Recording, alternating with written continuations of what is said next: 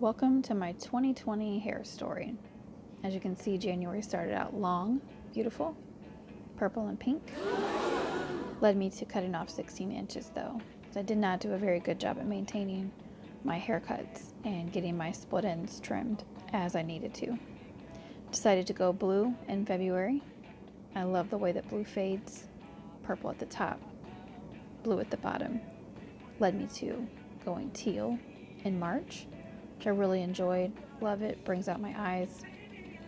But in April, I made the mistake of putting a perm in my hair, an at-home perm at that. It did not take very well, as you can see. My roots took the perm. It's a little bit curly, but the ends were terrible. They were gummy. Every time I tried to comb them, pick them, use a wide tooth comb on them, the hair was just falling off, breaking at the ends. I did have some good days, as you can see. Was able to work with it, use some setting lotion, use the curlers to recurl my hair, and then in May, I decided to put some box braids in my hair so that way I could deep condition it. I loved the box braids the way that they looked, but when the box braids came out, I realized that the deep conditioning didn't really help any. The hair was still really dry, broke off, frizzy. Regardless of the condition of my hair, I always try to look the best that I can. So after I took the box braids out, I washed, dried, and flat ironed my hair. But as you can see, it was still frizzy and very broke off. So I decided to go and have it cut. I had 7 inches cut off the back and even more cut off the front. The salon that I went to didn't want to cut off any more, but this is what I ended up with, and I still needed more cut off. I did, again, straighten it, put some twists in it, made it look cute while we were in Indiana visiting friends and family. So while we were visiting everyone, I was able to kind of hide the fact that I was having such a struggle with my hair. But you can tell at the end of the visit when we were headed home, the front was so discolored and very dingy looking, and I needed to make a decision on what I was going to do. If I was going to try to continue to let it grow, or if I was going to get it cut off again. But you can see it was blue in the back and green in the front, green and yellow in the front. When it was dry, this is the way that it looked. There was really no denying at this point that I needed to go ahead and get my hair cut off. You can see the texture was terrible. The color was bad. I decided to put a frosting kit in it. The purpose of the frosting kit was to try to lighten my hair as much as possible myself before going in to pay someone else to do it. So I used a cap and pulled hair through every single one of the holes in the cap to try to bleach as much hair as I could. This is what it looked like in the cap while it was processing. 20-30 minutes into it, you could see the red tones. As you can see, after I rinsed it, the ends are sticking together. Couldn't comb them again. There's red, blue, yellow tones and hues throughout my whole head. So once it was dry, this is what it looked like, and this is what led me to make my final decision to make an appointment with a professional. I did style my hair one last time 2 days prior to my hair appointment to get it all cut off. I braided the sides and curled the top, but even in these pictures you can tell that the hair at the top was yellow, green, red, so many different colors, which I don't normally have an issue with, but I needed to do something with it.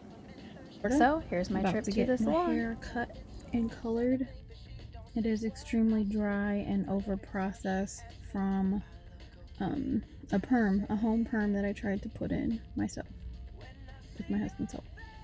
But have since got it cut and tried to color it, and nothing's working. I have red in my hair after trying to bleach it.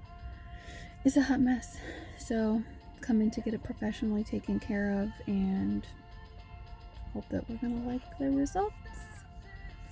Okay, thanks for tuning in. Okay, bye. So my decision was to go with the pixie cut, thinking that that was going to eliminate all the dead hair and hopefully leave me just a little bit at the top so I could wear a cute style. As you can see, I did not end up with enough hair at the top to wear the style that I was looking for, and in addition to that, after the hair in the back came off, it was very blotchy, so we had to choose a hair color to go with. Of course, I chose red because it's one of my favorites, but here you can see the difference between when I came in and when I left the salon. Hey guys, it's Thursday, June the 18th. I just wanted to check back in with you and give you the update on my haircut. Last time I made a video, I was headed to the hair salon to get my hair cut off. As you can see, I did in fact do that.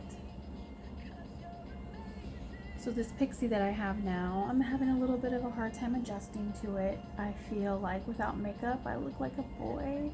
So it's making me want to wear makeup more often, and seeing as how I live in Florida, it's a little difficult because it's hot and humid and muggy here, and I want to be in the pool all the time.